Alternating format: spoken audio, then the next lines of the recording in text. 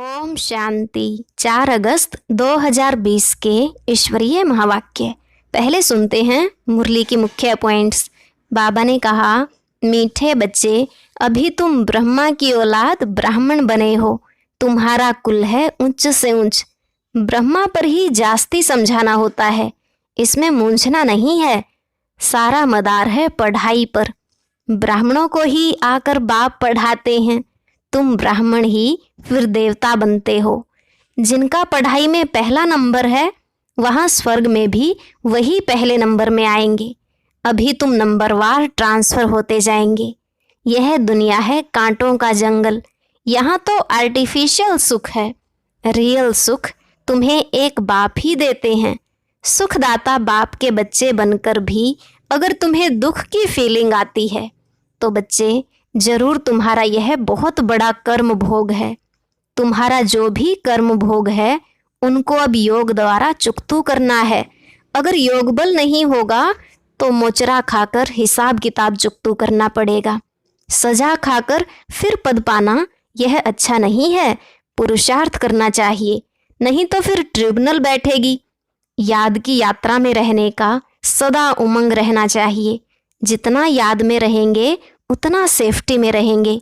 Last में बाबा ने कहा, बच्चे, कोई भूल हो जाए तो बाप को सच सच बताना है।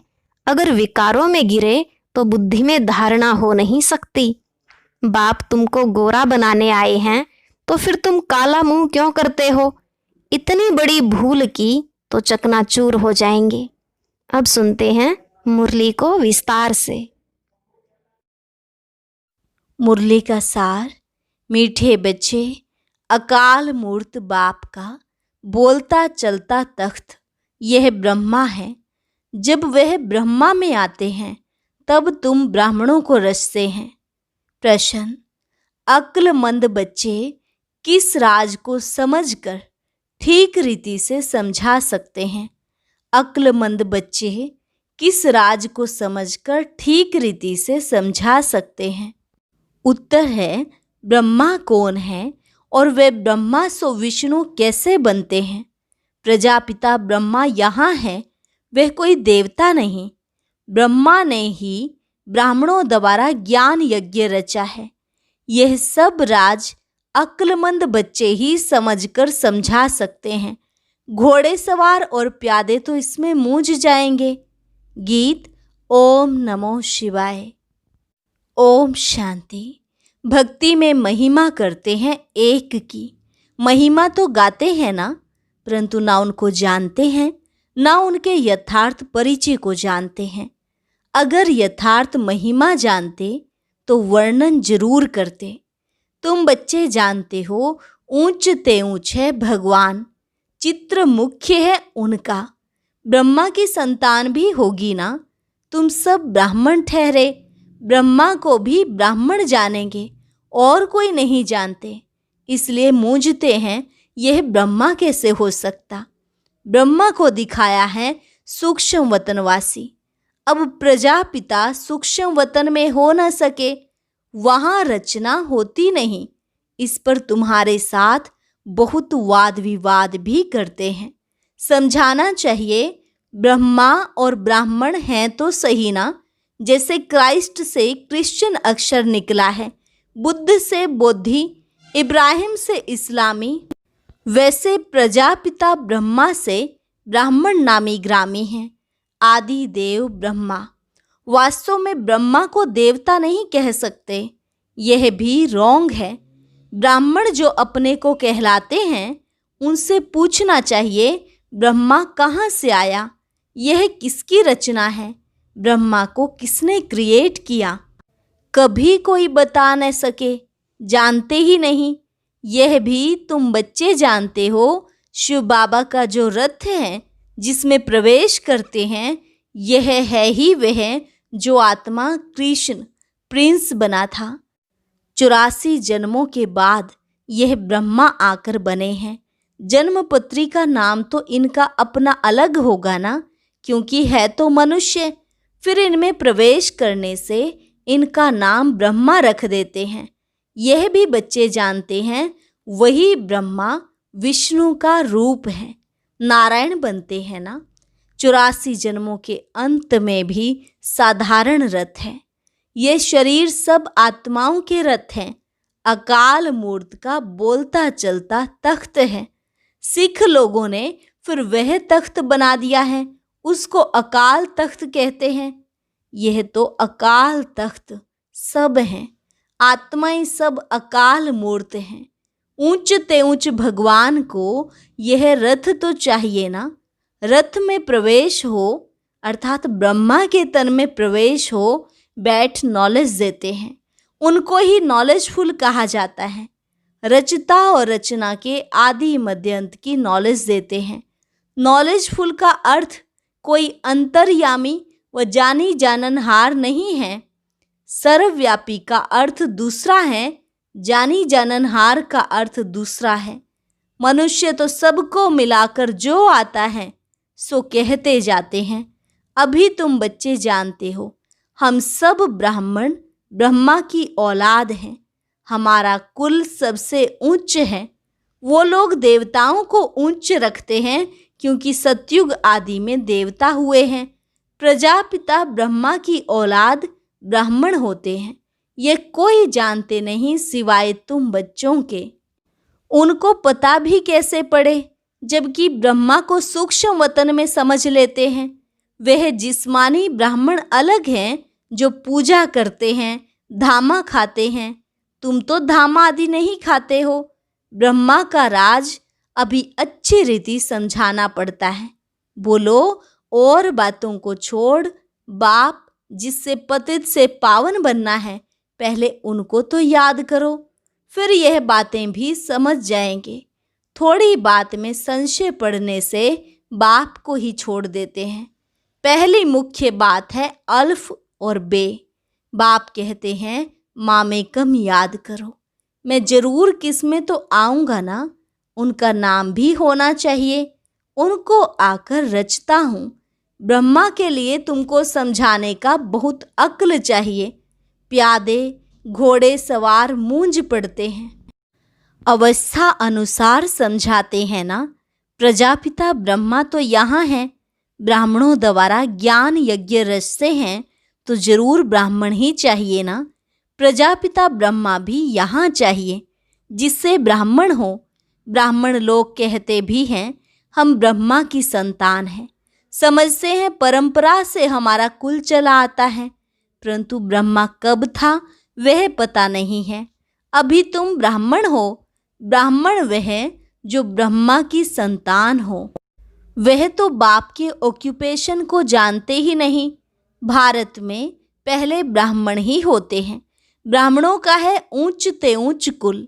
वह ब्राह्मण भी समझते हैं हमारा कुल जरूर ब्रह्मा से ही निकला होगा, परंतु कैसे कब वह वर्णन नहीं कर सकते। तुम समझते हो प्रजापिता ब्रह्मा ही ब्राह्मणों को रचते हैं, जिन ब्राह्मणों को ही फिर देवता बनना है। ब्राह्मणों को आकर बाप पढ़ाते हैं। ब्राह्मणों की भी डायनेस्टी नहीं है, ब्राह्मणों का कुल है। डायनेस्टी तब कही जाए जब राजा रानी बने, जैसे सूर्यवंशी डायनेस्टी। तुम ब्राह्मणों में राजा तो बनते नहीं। वह जो कहते हैं कौरवों और पांडवों का राज्य था, दोनों रोंग हैं। राजाई तो दोनों को नहीं है। प्रजा का प्रजा पर राज्य है, उनको राजधानी नहीं कहेंगे, ताज है नहीं। बाबा ने समझाया था पहले डबल सिरताज भारत में थे, फिर सिंगल ताज, इस समय तो 9 ताज। बाबा ने समझाया था पहले डबल सिरताज भारत में थे, फिर सिंगल ताज, इस समय तो 9 ताज। यह भी अच्छी रीति सिद्ध कर बताना है। जो बिल्कुल अच्छी धारणा वाला होगा वह अच्छी रीति समझा सकेंगे। ब्रह्मा पर ही जास्ती बात समझाने की होती है, विष्णु को भी नहीं जानते, यह भी समझाना होता है। बैकुंठ को विष्णुपुरी कहा जाता है, अर्थात लक्ष्मी नारायण का राज्य था। कृष्ण प्रिंस होगा तो कहेंगे ना हमारा बाबा राजा है। ऐसे नहीं कि कृष्ण का बाप राजा नहीं हो सकता। कृष्ण प्रिंस कहलाया जाता है तो जरूर राजा के पास जन्म हुआ है। साहूकार पास जन्म ले तो प्रिंस थोड़े ही कहलाएंगे। राजा के पद और साहूकार के पद में रात दिन का फर्क हो जाता है। कृष्ण के बाप राजा का नाम ही नहीं है। कृष्ण का कितना नाम वाला है। बाप का उच्च पद नहीं कहेंगे, वह सेकंड क्लास का पद है जो सिर्फ निमित्त बनते हैं कृष्ण को जन्म देने। ऐसे नहीं कि कृष्ण की आत्मा से वह उच्च पढ़ा हुआ है, नहीं, कृष्ण ही सो फिर नारायण बनते हैं। बाकी बाप का नाम ही गुम हो जाता है, कृष्ण के पिता का नाम ही गुम हो जाता है जरूर ब्राह्मण, परंतु पढ़ाई में कृष्ण से कम है। कृष्ण की आत्मा की पढ़ाई अपने बाप से उच्च थी, तब तो इतना नाम होता है। कृष्ण का बाप कौन था, यह जैसे किसको पता नहीं। कौन सी पढ़ाई की यहाँ बात हो रही है? संगम युग की पढ़ाई, जो सतयुग में भी चलती है। तो बाबा कहते हैं जरूर कृष्ण का पिता संगम पर उससे कम पढ़ा होगा, इसलिए सतयुग में पद कम है। कृष्ण का बाप कौन था, यह जैसे कि किसको पता नहीं, आगे चल मालूम पड़ेगा। बनना तो यहाँ से ही है। राधे के भी माँ बाप तो होंगे ना, परंतु उनसे राधे का नाम जास्ती है, क्योंकि माँ बाप कम पढ़े हुए हैं। राधे का नाम उनसे उच्च हो जाता है। यह हैं डिटेल की बातें, बच्चों को समझाने के लिए। सारा मदार पढ़ाई पर है, ब्रह्मा पर भी समझाने का अक्ल चाहिए। वही कृष्ण जो है, उनकी आत्मा ही 84 जन्म भोगती है। तुम भी 84 जन्म लेते हो, सब इकट्ठे तो नहीं आएंगे। जो पढ़ाई में पहले पहले होते हैं, वहाँ भी वह पहले आएंगे। नंबरवार तो आते हैं ना, यह बड़ी महीन बातें हैं। कम बुद्धि वाले तो धारणा कर ना सके, नंबरवार जाते हैं। तुम ट्रांसफ़र होते हो नंबरवार, कितनी बड़ी क्यू है जो पिछाड़ी में जाएगी। नंबरवार अपने अपने स्थान पर जाकर निवास करेंगे। सबका स्थान बना हुआ है। यह बड़ा वंडरफुल खेल है, परंतु कोई समझ से नहीं है। इनको कहा जाता है कांटों का जंगल। यहाँ सब एक दो को दुख देते रहते हैं। वहाँ तो नेचुरल सुख है, यहाँ है आर्टिफिशियल सुख। रियल सुख एक बाप ही देने वाला है। यहाँ है काग विष्टा के समान सुख। दिन प्रतिदिन तमो प्रधान बनते जाते हैं। कितना दुख है। कहते हैं बाबा, माया के तूफान बहुत आते हैं, माया उलझा देती है, दुख की फीलिंग बहुत आती है। सुखदाता बाप के बच्चे बनकर भी अगर दुख की फीलिंग आती है, तो बाप कहते बच्चे यह तुम्हारा बड़ा कर्म भोग है। जब बाप मिला तो दुख की फीलिंग नहीं आनी चाहिए। जो पुराने कर्म भोग हैं उसे योग बल से चुकतू करो। अगर योग बल नहीं होगा तो मोचरा खाकर चुकतू करना पड़ेगा। मोचरा और मानी तो अच्छा नहीं, सजा खाकर पद पाना यह अच्छा नहीं। पुरुषार्थ करना चाहिए, नहीं तो फिर ट्रिब्यूनल बैठती है। प्रजा तो ढेर है, यह तो ड्रामा अनुसार सब गर्भ जेल में बहुत सजाएं खाते हैं। आत्माएं भटकती भी बहुत हैं। कोई कोई आत्मा बहुत नुकसान करती है। जब कोई में अशुद्ध आत्मा का प्रवेश होता है तो कितना हैरान होते हैं। नई दुनिया में यह बातें होती नहीं। अभी तुम पुरुषार्थ करते हो हम नई दुनिया में जाएं। वहाँ जाकर नए नए महल बनाने पड़ेंगे। राजाओं के पास जन्म लेते हैं जैसे कृष्ण जन्म लेते हैं, परंतु इतने महल आदि सब पहले से थोड़े ही होते हैं। वह तो फिर बनाने पड़े। कौन रचते हैं? जिनके पास जन्म लेते हैं। गाया हुआ भी है राजाओं के पास जन्म होता है। क्या होता है सो तो आगे चल देखना है, अभी थोड़े ही बाबा बताएंगे। वह फिर आर्टिफिशियल नाटक हो जाए। अगर बाबा पहले से ही सब कुछ बता दें तो बाबा कहते हैं नाटक आर्टिफिशियल हो जाएगा, इसलिए बताते कुछ भी नहीं है। ड्रामा में बताने की नोंद नहीं। बाप कहते हैं मैं भी पार्टधारी हूँ। आगे की बातें पहले से ही जानता होता तो बहुत कुछ बतलाता। बाबा अंतर्यामी होता तो पहले से बताता। बाबा कहते हैं नहीं, ड्रामा में जो होता है उनको साक्षी हो देखते चलो और साथ साथ याद की यात्रा में मस्त रहो। इसमें ही फेल होते हैं। ज्ञान कभी कम जास्ती नहीं होता, याद की यात्रा ही कभी कम कभी जास्ती होती है। ज्ञान तो जो मिला है सो है ही, याद की यात्रा में कभी उमंग रहता है, कभी ढीला नीचे ऊपर यात्रा होती है। ज्ञान में तुम सीढ़ी नहीं चढ़ते, ज्ञान को यात्रा नहीं कहा जाता, यात्रा है याद की। बाप कहते हैं याद में रहने से तुम सेफ्टी में रहेंगे, देह अभिमान में आने से तुम बहुत धोखा खाते हो, विकर्म कर देते हो। काम महाशत्रु हैं, उनमें फेल हो पड़ते हो। क्रोध आदि की बाबा इतनी बात नहीं करते। ज्ञान से या तो है सेकंड में जीवन मुक्ति, या तो फिर कहते सागर को शाही बनाओ तो भी पूरा नहीं हो, या तो सिर्फ कहते हैं अल्फ को याद करो। याद करना किसको कहा जाता यह थोड़े ही जानते हैं। कहते हैं कलयुग से हमको सतयुग में ले चलो। पुरानी दुनिया में है दुख, देखते हो बरसात में कितने मकान गिरते रहते हैं, कितने डूब जाते हैं। बरसात आदि यह नेचुरल कैलेमिटीज़ भी होंगी, ये सब अचानक होता रहेगा। कुंभकर्ण की नींद में सोए हुए हैं, विनाश के समय जागेंगे, फिर क्या कर सकेंगे, मर जाएंगे।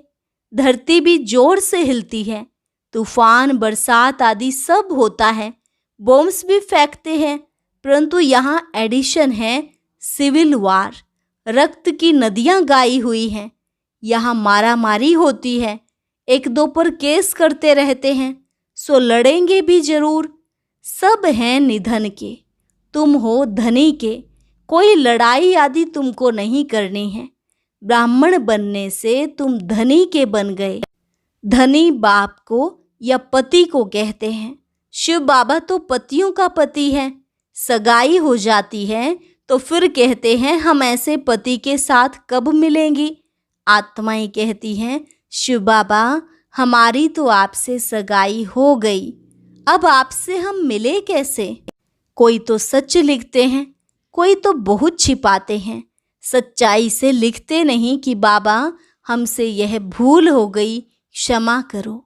अगर कोई विकार में गिरा तो बुद्धि में धारणा हो नहीं सकती। बाबा कहते हैं तुम ऐसी कड़ी भूल करेंगे तो चकनाचूर हो जाएंगे। तुमको हम गोरा बनाने के लिए आए हैं, फिर तुम काला मुंह कैसे करते हो। भल स्वर्ग में आएंगे, पाई पैसे का पद पाएंगे। राजधानी स्थापन हो रही है ना, कोई तो हार खाकर जन्म जन्मांतर पद भ्रष्ट हो जाते हैं। कहेंगे बाप से तुम यह पद पाने आए हो, बाप इतना उच्च बने, हम बच्चे फिर प्रजा थोड़े ही बनेंगे। बाप गद्दी पर हो और बच्चा दास दासी बने, कितनी लज्जा की बात है। पिछाड़ी में तुमको सब साक्षात्कार होंगे, फिर बहुत पछताएंगे, नाहेक ऐसा किया। सन्यासी भी ब्रह्मचर्य में रहते हैं तो विकारी सब उनको माथा टेकते हैं। पवित्रता का मान है, किसकी तकदीर में नहीं है तो बाप आकर पढ़ाते, फिर भी गफलत करते रहते हैं, याद ही नहीं करते, बहुत विकर्म बन जाते हैं। तुम बच्चों पर अब है बृहस्पति की दशा, इससे उच्च दशा और कोई होती नहीं। दशाएं चक्र लगाती रहती हैं तुम बच्चों पर। अच्छा, मीठे मीठे सिकिलते बच्चों प्रति मात पिता बाप दादा का याद प्यार और गुड मॉर्निंग। रूहानी बाप की रूहानी बच्चों को नमस्ते। रूहानी बच्चों की रूहानी बाप दादा को नमस्ते नमस्ते, गुड मॉर्निंग। धारणा के लिए मुख्य सार। पहली पॉइंट, इस ड्रामा की हर सीन को साक्षी होकर देखना है। एक बाप की याद में मस्त रहना है, याद की यात्रा में कभी उमंग कम ना हो। दूसरा, पढ़ाई में कभी गफलत नहीं करनी, अपनी उच्च तकदीर बनाने के लिए पवित्र जरूर बनना है। हार खाकर जन्म जन्मांतर के लिए पद भ्रष्ट नहीं करना है। वरदान, मन मना भव के महामंत्र द्वारा सर्व दुखों से पार रहने वाले सदा सुख स्वरूप भव। मन मना भव के महामंत्र द्वारा सर्व दुखों से पार रहने वाले सदा सुख स्वरूप भव। जब किसी भी प्रकार का दुख आए तो मंत्र ले लो, जिससे दुख भाग जाएगा।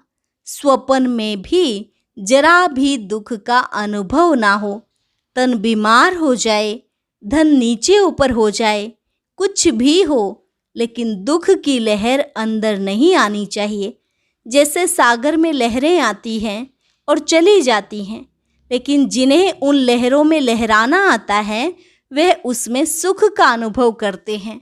लहर को जंप देकर ऐसे क्रॉस करते हैं जैसे खेल कर रहे हैं।